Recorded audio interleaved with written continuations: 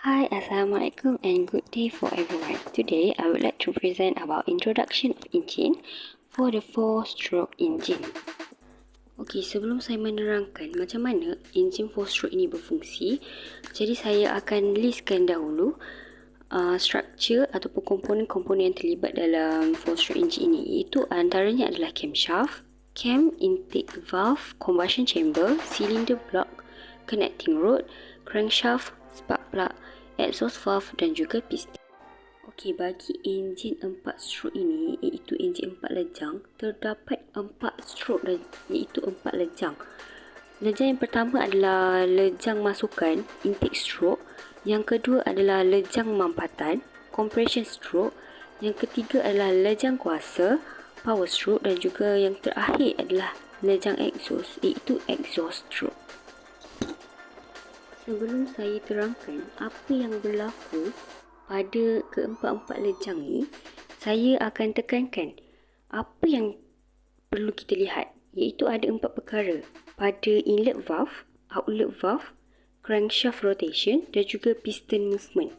Apa yang berlaku kepada 4 perkara ni sewaktu di dalam lejang keempat-empat lejang ni. Pada intake stroke, iaitu lejang masukan, apa yang terjadi adalah seperti yang kita boleh lihat pada gambar rajah dalam video ini, pada lejang masukan ini, masuknya campuran udara dan juga bahan api ke dalam combustion chamber melalui camshaft. Waktu ni, camshaft akan terbuka dan juga campuran bahan api dan juga udara ni akan masuk ke dalam combustion chamber. Pada waktu ni, inlet valve akan terbuka dan juga outlet valve akan tertutup.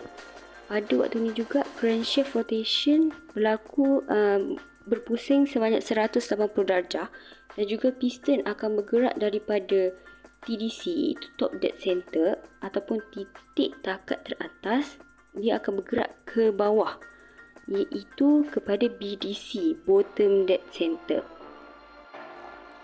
Kemudian adalah pada lejang kedua, iaitu lejang mampatan ataupun compression stroke. Apa yang terjadi pada waktu ni adalah campuran bahan api dan juga bahan bakar dan juga udara tadi akan terperangkap dalam silinder dan dimampatkan. Pada waktu ni, kedua-dua valve akan tertutup, iaitu inlet valve dan juga outlet valve dah tertutup dah masa ni. Sebab tadi bahan api dan juga udara tadi dah masuk. Jadi waktu ni dah dimampatkan. Jadi masukan dan juga keluaran valve tu dah tertutup. Masa ni crankshaft akan berputar ke 360 darjah dan piston akan bergerak daripada titik takat terbawah, iaitu BDC, kepada titik takat teratas. Lejang seterusnya adalah lejang kuasa ataupun power stroke. Pada lejang ini, spark plug akan menghasilkan percikan api yang terhasil daripada campuran udara dan juga bahan api tadi akan menyebabkan letupan kecil. Apabila ada letupan ni, spark plug ni akan menyala, iaitu akan terpercik lah.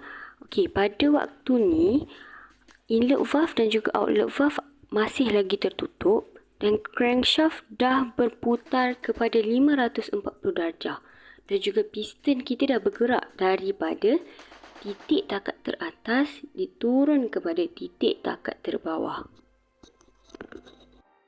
Kita dah sampai pada lejang terakhir, iaitu lejang exhaust stroke. Okey, pada waktu ni inlet valve kita dah tertutup. Masa ni outlet valve kita terbuka. Kenapa terbuka? Sebab outlet valve ni akan mengeluarkan asap. Okey, pada waktu ni crankshaft kita dah berputar ke 720 darjah dan juga piston kita dah bergerak daripada titik takat terbawah dan titik takat teratas.